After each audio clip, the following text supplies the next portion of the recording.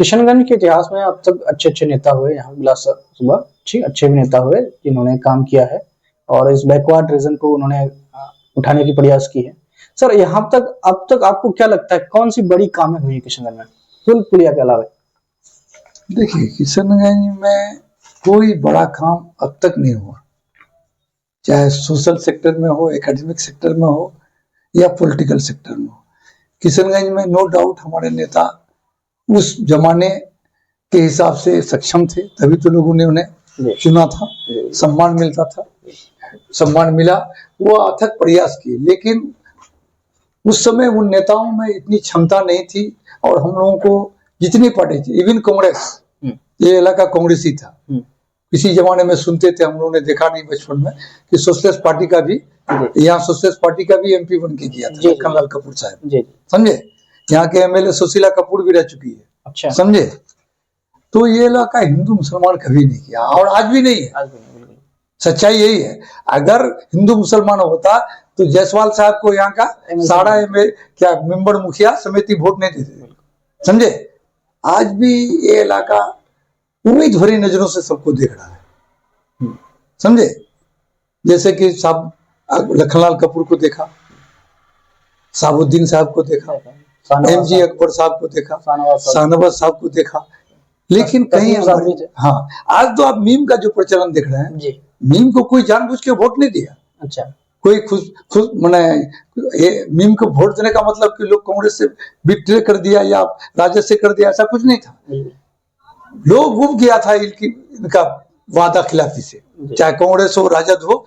Vote तो लिया मेरा, लेकिन मेरे लिए आज तक एक एमएलसी बता दे आजादी से लेके अब तक किशनगंज जिला से हुआ, एक हुआ था लाहौटी साहब कांग्रेस के जमाने में। अच्छा।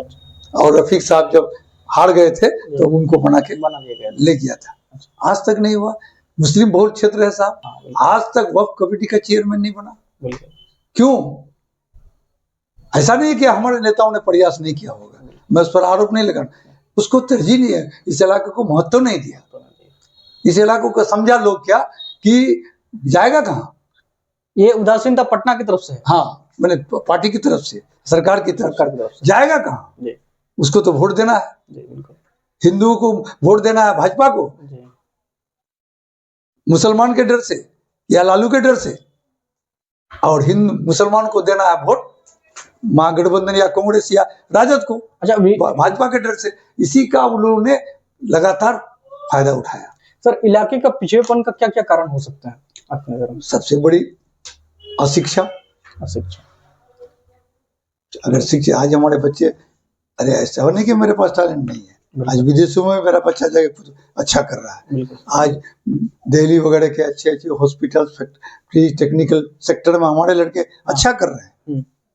जिनको मौका मिला, कुछ फैसिलिटी मिला तो चले गया। यहाँ तो 99% को कोई फैसिलिटी नहीं मिला, फिर भी पंता भात खा के, लुंगी पहन के, गमछा पहन के, पायजामा बदल के पढ़ने के बाद भी उस जमाने में कुछ डिप्टी कलेक्टर भी बने। अच्छा, हमारे यहाँ कुछ लोगों ने किया। लेकिन आज के इस बेईमानी के दौर में, जहाँ अकलियत को एक बहुत ही बुरे नीच नजर से देखा जाता है, भले आप भाजपा बदनाम हो, लेकिन किसी ने कहा सही नजर से देखा। अरे भैया राजद वाले कहते हैं ना कि एमआई समीकरण, तो मेरा हक होता है 40 सीट। आप लड़ाए कभी विधानसभा 40 सीट? कभी लड़ाए आप लोग इस बार तो दावा कर रहे हैं लड़ाने की। हम तो करवे करेंगे। मैं इसीलिए जुड़ा हूँ। मैंने कहता हूँ प्रशांत कल दूध का धोया हुआ है, ये बेईमान नहीं हो सकता है, लेकिन एक पहल किया है। आप लोग देखे होंगे कि जब प्रशांत ने ये अपना दिया मैंने विजन, तो इस विजन से सब प्रभावित हुआ। अब सब मुसलमान खोज रहा है, बिल्कुल सर, भाजपा भी खोज रहा है। अरे मैं कहाँ कहता हूँ हिंदू मुसलमान की बात ही नहीं कर रहा हूँ, मैं एक नया इस जो राजनीति अब तक हुई है उससे हट के हम बात कर रहे हैं। हम जात को भी नहीं नकारते हैं, हम धर्म को भी नहीं नकारते हैं, उनकी जगह पर उसका पूरा सम्मान करते हैं और उसको कड़ाई से मानने की बात भी करते हैं। लेकिन हम चाहते हैं कि आप सियासत में उसको मत लाइए।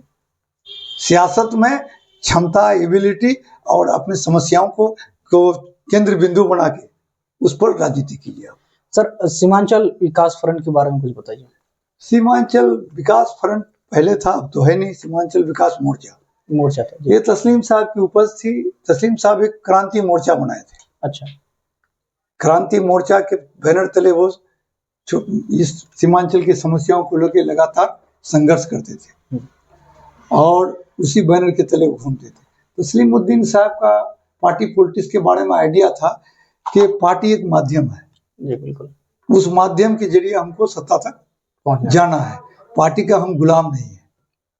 बिल्कुल, जब तक पार्टी हमारे विचारों से, हमारे समस्याओं से, हमारे हित से ताल्लुक रखता है तब तक मैं उस पार्टी में हूँ। अगर नहीं है तो फिर हम उसको त्याग देंगे, वो हमारा ईमान नहीं ना है। तो कहीं ना कहीं हम लोग भी उससे इत्तेफाक करते हैं। वो निर्दलीय से लेके कांग्रेस, समाजवादी, मतलब जितनी पार्टियां, सब में स्वतंत्र पार्टी सारे चीजों में गए हो। अच्छा। और जहां भी रहे अपना कद को बनाए रखा, बिल्कुल, जहां भी रहे अपना कद को बनाए रखा।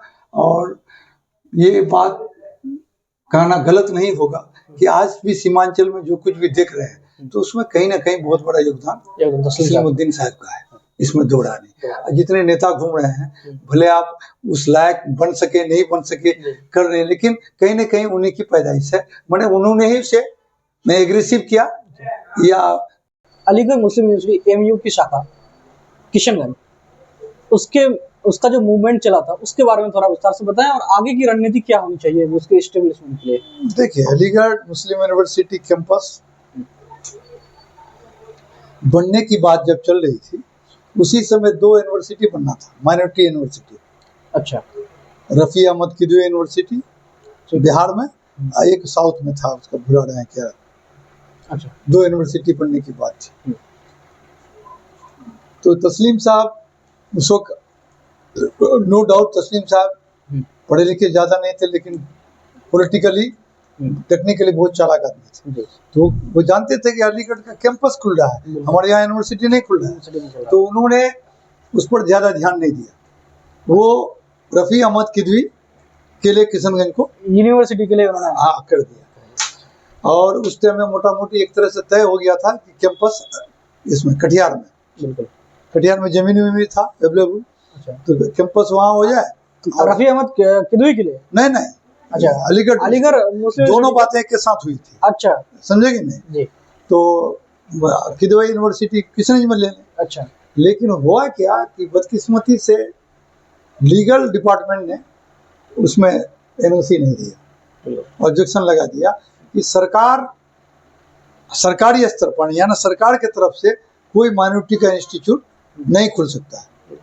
हाँ, कोई खोल दिया तो उसको एड सरकार दे सकती है, लेकिन सरकार माइनॉरिटी इंस्टीट्यूट खोले ये संविधान नहीं कहता है, ये इलीगल है। अच्छा।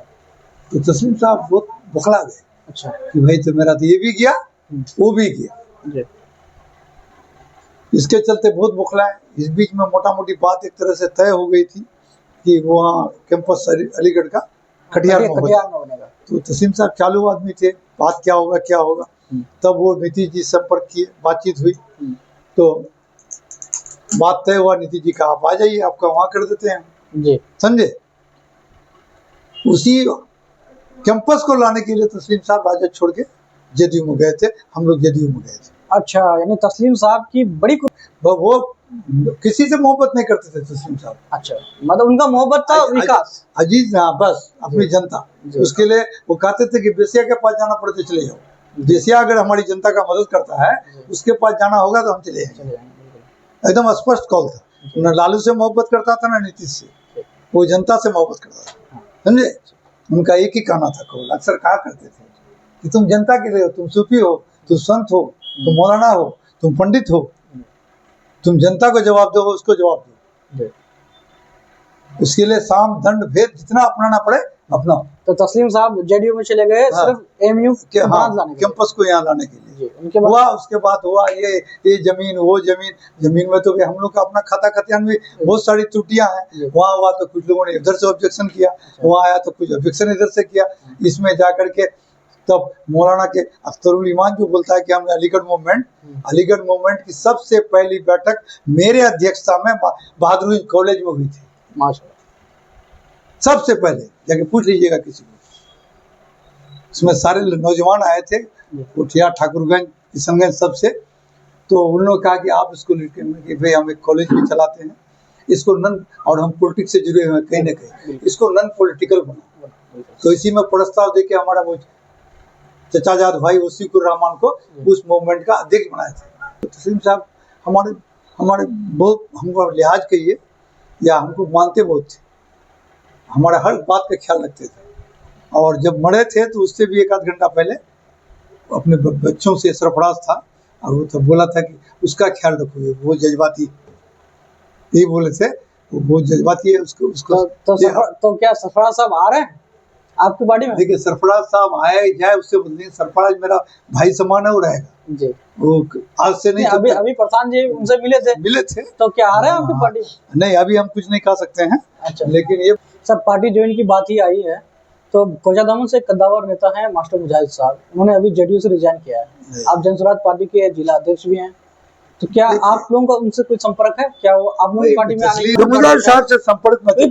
प्रशांत जी उनसे मिले हैं? नहीं, ईद के दिन हम खुद गए थे जी, प्रशांत जी के साथ हम भी थे जी, गए थे। ये औपचारिक हर पॉलिटिकल पार्टी चाहता है कि मजबूत आदमी है तो मेरे साथ आए, तो इसी उम्मीद पर भी गए थे। हम क्या कहेंगे कि नहीं गए थे, ईद मिलन भी था और उसमें गए भी थे। और भाई मिलने जुलने के बाद ही ना कोई रास्ता खुलेगा। आप बोले सरफराज भाई के बारे में कब आ रहा है, भाई अब कब आ रहे हैं अब सोचना पड़ेगा। गए, वो नेता थे, नेता हैं, तो उनसे मिलने में क्या, क्योंकि हम न्यू आइडियोलॉजी पर पॉलिटिक्स कर रहे हैं। हमने कहा है, हमने ये देखना बाकी है। उसके प्रशांत जी के जाने के बाद आपसे कोई बात हुई है किससे? हिसाब से या आपके सरफराज साहब से? यह सब तो मैंने राय भी दिया, वीडियो में आया था। अच्छा। लोग कह रहे थे कि मीम में कल ज्वाइन करेंगे, परसों ज्वाइन करेंगे। हाँ। तो हमने उनको सलाह दिया, जो मेरी सब छोटी समझ है, हो सकता है मैं गलत हूँ। मैंने कहा कि एक मजबूत नेता है किशनगंज जिला के, और उनको राजनीतिक फैसला राजनीतिक रूप से लेना चाहिए, ना कि मजहबी, जाति और व्यक्तिगत स्वार्थ के लिए। आप पूरे बातचीत में ऐसा लग रहे हैं कि AIMIM पार्टी के खिलाफ बड़ी मुखर है दिख रहा है, लेकिन MIM पार्टी, मैं खुद धोखा खाया हूँ ना भाई। अच्छा। MIM कोई पार्टी नहीं है। मैं पूछता हूँ ओवैसी साहब से, आपका खानदान तो आजादी के पहले से पॉलिटिकली सक्रिय है, आजादी से पहले से लेके हैदराबाद की एक हस्ती थे आप छोड़िए, बाकी को छोड़ते हैं। 50 के बाद आप 14 तक कहाँ थे? मुसलमानों की हालत आपको नजर नहीं आई? उस वक्त भी बिहार में भागलपुर दंगा हुआ था, आप उस वक्त कहाँ थे? उस वक्त भी सीमांचल की बदहाली थी। अभी तो बहुत विकास हुआ है, क्या है हमारे बच्चों का हरियाणा में, पंजाब में, गुजरात में फैक्ट्री में गोबर उठा के फिर पैसा लाके कुछ तरक्की है? आप लोग नहीं देखे, मार खा के आके लोग रहा है। मार जब अच्छे घरों में खाना पकता था, मार जो रहता था, बोलता था औरत सब आके मेरी दादी को कि मार लड़ावा दिस, और उस मार को ले जाकर के वो छान करके उसमें नमक देके, मिर्चाई देके तब पीता था। आप लोग नहीं देखा, मैंने दर्द देखा, मुझे एहसास है। इन नेताओं को क्या होगा? तो लूट खसर के आज गाड़ी स्कॉर्पियो पर बैठता है, साइकिल नसीब नहीं था साहब लोगों को।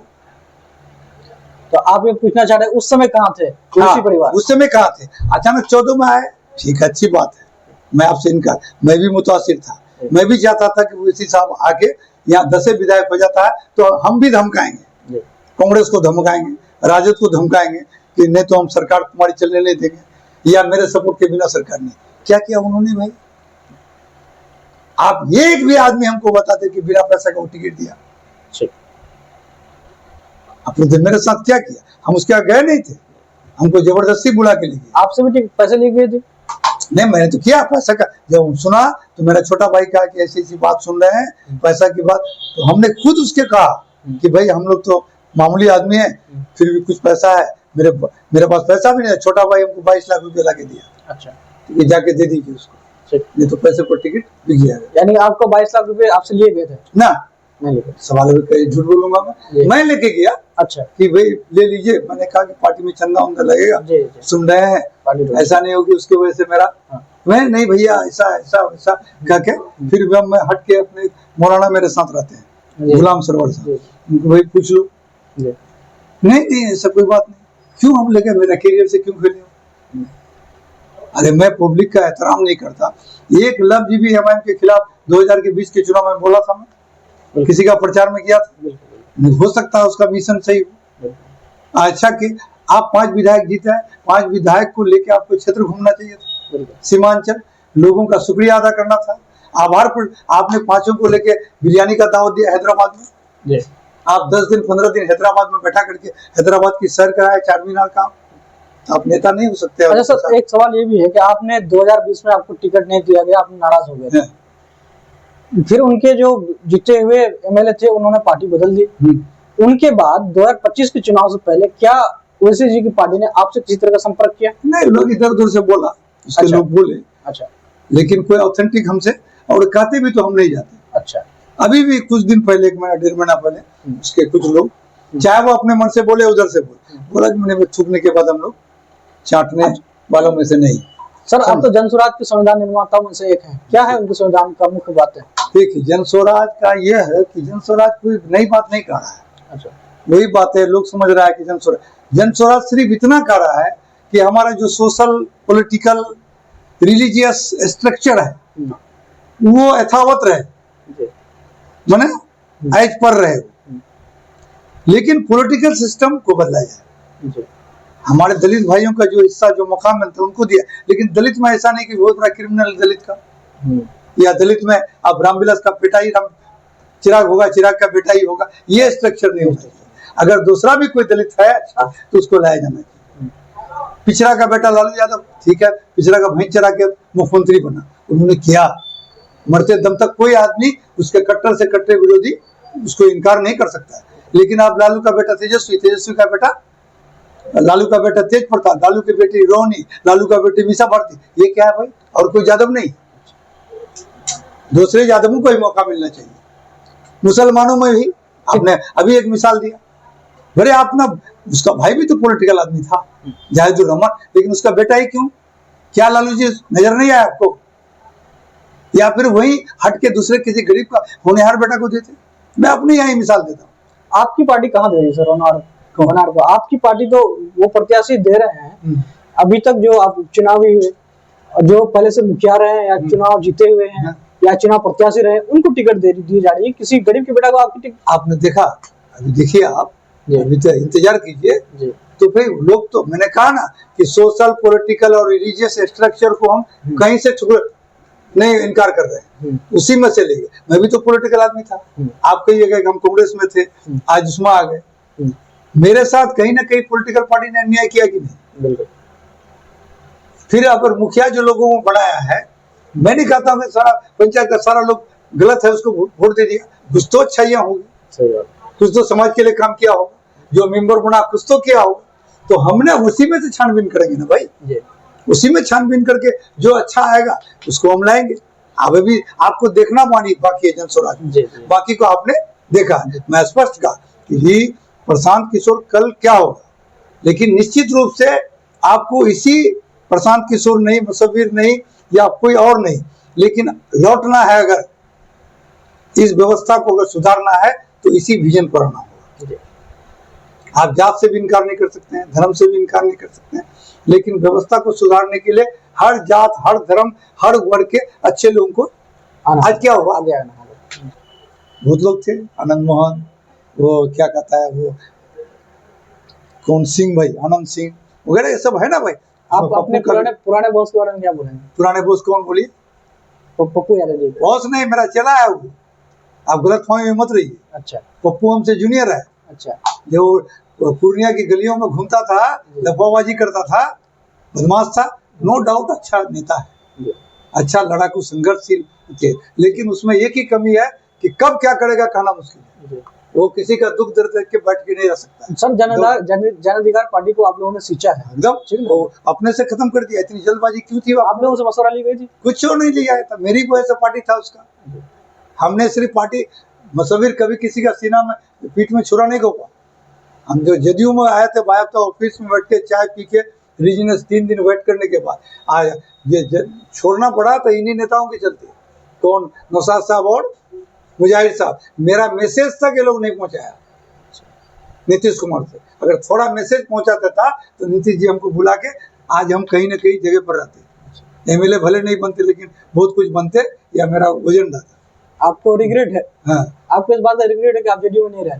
नहीं, जेडीयू देखिए आप इनकार नहीं कर सकते। अभी आप वक्त पे लेके जो खा दीजिए, और क्यों आप ही ने हल्का सा बोला, खुल के नहीं बोला कि क्या मजबूरी है। मैं नीतीश को व्यक्तिगत, कुमार जी को व्यक्तिगत रूप से जानता हूँ। वो आदमी ऑनेस्टी में कोई उसका सानी नहीं है। मैं आज भी कहता हूँ, अगर पार्टी का टिकट कोई पार्टी बांटा तो नीतीश कुमार का बांटा भी नहीं। मैंने कहा ना कि मैंने आवेदन भी नहीं दिया, मुझे सिंबल दिया, समझे। अब कौन सी मजबूरी के, लेकिन हम तो उसको गलत ही कहेंगे ना। रिजाइन, आपको गुस्सा में बोले ना, रिजाइन कर देना चाहिए, संन्यास लेना चाहिए, और कितना रहिएगा। सर एक सवाल और भी है कि जनसुराज पार्टी से आगामी चुनाव के लिए भादरों विधानसभा से और भी कैंडिडेट हैं। हाँ। क्या आपकी सीट पक्की है? भाई हर आदमी को अधिकार है, हर आदमी को करना चाहिए। आज नहीं होगा कल होगा, कल नहीं होगा परसों होगा, हो सकता है इस बीच में मैं मर जाऊं। नहीं, एक बात है ना भाई, 6 महीना लेट है चुनाव का, एक तो हर आदमी को प्रयास करना चाहिए। एक तो संभावना है सर, आप प्रयास कर रहे हैं? है, मैं प्रयास नहीं करता हूँ, मैं कभी टिकट मांगने नहीं गया। अच्छा, ये बात जान लीजिए आप। जी। मैं प्रशांत के यहाँ नहीं गया था, प्रशांत जी मेरे पास चल के आए थे। अच्छा, इसी तरह से वो टिकट देंगे तो आप लड़ेंगे? हाँ, लेकिन आप जाएंगे नहीं? लेकिन मैं चुनाव लड़ूंगा, हाँ जी, इतना तय है। लेकिन आप चुनाव लड़ेंगे? मैं चुनाव लड़ूंगा, इतना तय है। अच्छा, वो टिकट देंगे तो अच्छी बात, नहीं देंगे उसमें भी कोई हमको गिला शिकवा नहीं। अब चुनाव का, चूंकि राजनीतिक तैयारियों के हिसाब से बहुत ज्यादा समय रहा नहीं है, किस तरह की तैयारी कर रहे हैं सर आप? तैयारी, मैं ही एक आदमी हूँ कि भादरगंज विधानसभा नहीं, किशनगंज के हर गांव में मेरा 2-4 स्टूडेंट है। हाँ, कोई अभी 4 बच्चे की माँ है, 5 बच्चे की माँ है, स्टूडेंट है, कोई नौकरी कर रही है, समझे। अभी उस दिन खड़े हुए तो सब बच्ची सब निकल गए, सर आया सर आया। कोई 4 बच्चे की माँ है, कोई 5 बच्चे की माँ है, तो हमको वर्कर ढूंढने की जरूरत नहीं है। अच्छा। और खुशकिस्मती इस साल मेरे लिए और है कि मेरे जो, हम साक्षरता अभियान में बहुत सक्रिय थे बिहार लेवल पर। हम बिहार शिक्षा विभाग में सलाहकार समिति का मेंबर भी रह चुके हैं। कब से कब तक सर? मोटा मोटी 8 से लेकर 13 तक। 8 से लेकर 13 तक बिहार साक्षरता समिति में हम रहे हैं पूरा। अच्छा। अभी जो आप बाली देख रहे हैं ना इन लोगों का, नॉन फॉर्मल वाले का जो बाली हुआ है, उसमें मेरा और अंजनी बाबू का ही हाथ है। अच्छा, अंजनी बाबू चीफ सेक्रेटरी थे उस टाइम। उनके सर साक्षरता शुरू किए थे वही। अच्छा, अंजनी बाबू से हमारी मुलाकात केरल में। अच्छा, केरल में? हाँ, केरल की आपको कैसे जाना हुआ? आईएएस से। अच्छा। वो ज्ञान विज्ञान समिति एक चल रहा था, तो उसका वो फाउंडर में से रहे। अच्छा, अंजनी बाबू। अच्छा। इसके बाद अररिया रहे, पूर्णिया रहे, समझे। तो अंजनी बाबू ने सर सबको तो बर्बाद कर दिए, कुछ इन लोगों के लिए कर दीजिए। तब वो थे एक संजय कुमार कंदन, किसी जमाने में पीओ थे उनका। अच्छा, फर्स्ट ज्वाइनिंग किए थे यहाँ। अच्छा, तो वो डिप्टी डायरेक्टर बन के चले गए इसमें जन शिक्षा निदेशालय में। तो वो हम मना, एक गालिब साहब थे वहाँ के, जहानाबाद के, वहाँ बीओ थे, वहाँ बकरी क्या बोलते हैं, सिमरी बख्तियारपुर में। अच्छा। समझे। उनको वहाँ से डिप्टेशन करवाया नौकरी से, वहाँ पर शिक्षा निदेशालय में, जन शिक्षा निदेशालय में हम लोग बैठ करके तैयार किया, और नीतीश जी को तैयार किए कि सर दुनिया में एक, बिहार ही एक ऐसा स्टेट है जिसे शिक्षा क्षेत्र में एक नया अक्षरांचल योजना है, हिंदुस्तान के किसी स्टेट में नहीं है, जिसे अमेरिका से लेकर इंग्लैंड के हर पेपर में सराहा गया था, जिसके अधीन टोला सेवक और तालीमी मरकज आता है आज के दिन, समझे। हम लोगों ने करवाया था, इसी में साक्षरता बल। तो ये लोगों का बाली हो गया बिहार के अलग अलग जिलों में, इत्तेफाक से इस महीने में लग सब लौट रहा है। तो उसमें कम से कम कमो बेश 100, 200, 400, 500, और उसमें सब मेरा स्टूडेंट है। तो वो वही खड़ा हो जाएगा, तो ब्याज तो उसका पैसे भी है। अरे 5-10 हज़ार खर्चा करने के, अगर 500 लड़का 5,000 टका खर्चा किया, कितना पैसा हुआ। हम हमेशा पैसे के वजह से हारे। हाँ, ये बात तो है, समझे। हाँ सर, एक पैसा गरीब को नहीं चाहिए, लेकिन यहाँ बड़े बड़े जितने लोग हैं, उसका जाकर उसको 5,000, 2,000, 1,000 नहीं दीजिएगा तो वोट नहीं देगा।